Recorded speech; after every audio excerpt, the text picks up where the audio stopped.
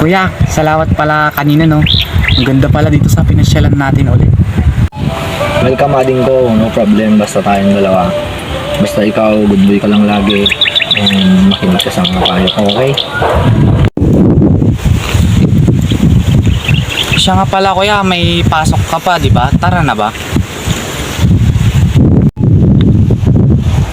Huwag muna, dito muna tayo, di ba sabi mo ang ganda dito?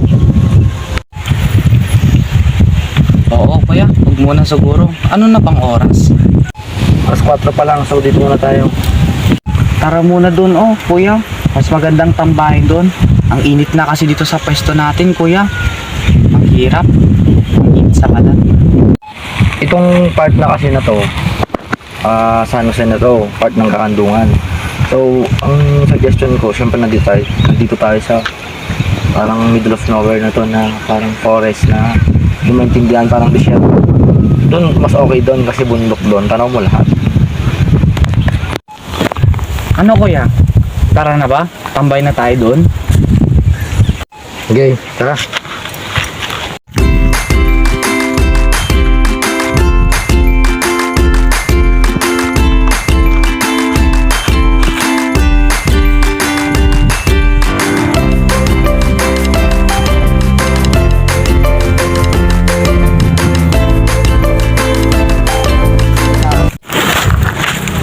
Dito bro, angas dito yung view oh.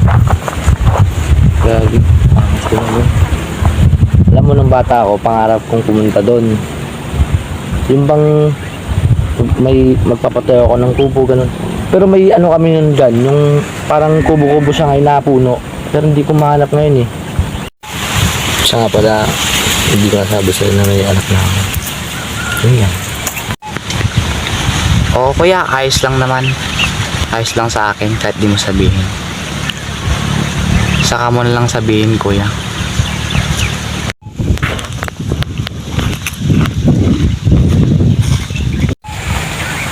Ano kayang dahilan bakit ayaw niyang sabihin sa akin?